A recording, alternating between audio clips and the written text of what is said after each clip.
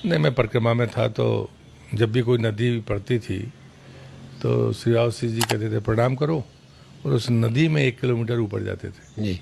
फिर वहाँ से पार करते थे, फिर 1 किलोमीटर नीचे आते थे और फिर हम नदी के किनारे प्रणाम करके चलते थे। गुरु आज्ञा है, ध्यान नहीं दिया।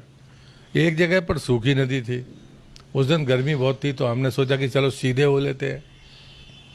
पीछे से आवाज आई, यही लग गया कुछ गड़बड़ है, पलट कर देखा तो उंगली इधर, चलो। उस दिन 1 की जगह 1.5 किलोमीटर ऊपर गए जी।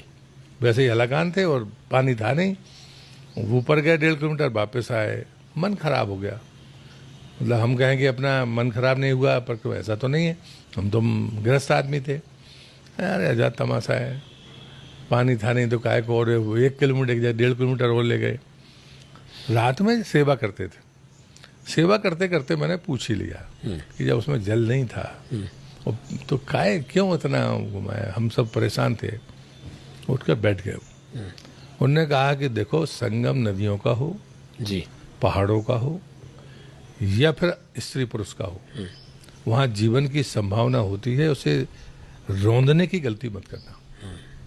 और तब उन्होंने कहा कि जहाँ पर उद्गम होते हैं वहाँ अपूर्व ऊर्जा होती है। उद्गम तुम्हारे बाप ने नहीं बनाया, तुम्हारे पुरखों ने नहीं बनाए, प्रकृति। बोले तो प्रकृति ने दिया, तब आप पैदा हुए। तो वहाँ जो भी जाएगा, तुम्हारी नज़र में वो गरीब है, अमीर है, पढ़ा है, लिखा है, हमारी नज़र में मनुष्य है। अगर जाता होगा तो उस पूरे समाज में उसकी ऊर्जा उससे अलग होगी। अब ऊर्जा का मतलब पैसा नहीं होता, ऊर्जा का मतलब हो सकता है कि वो न्याय की बातें करते, अच्छी बातें कर दे, बल्कि उसने पुस्तक ना पढ़ी हो। ऊर्जा क्या देगी ये फैसला कोई कर नहीं सकता। तो मुझे लगता है ये बात परम पूज्य श्री रावसी जी ने मुझसे कही थी।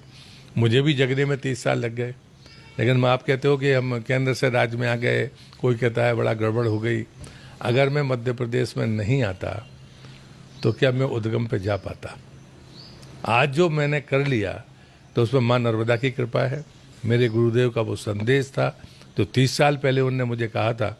लेकिन 30 साल बाद ही सही, हम अगर मध्य प्रदेश आए तभी चेते। हम बहाना कितना ही बनाए, हम दिल्ली में थे, हम कैसे करते, लेकिन राज्य की राजनीति का जो लाभ मुझे मिला है उसी का परिणाम है कि हमने शतक पूरा कर लिया और हम राज्य की 104 नदियों के उद्गम पर गए। उसमें एक का टेक्निकली जो इलाका अमरकंटक में ही है, लेकिन वो छत्तीसगढ़ की बाउंड्री में।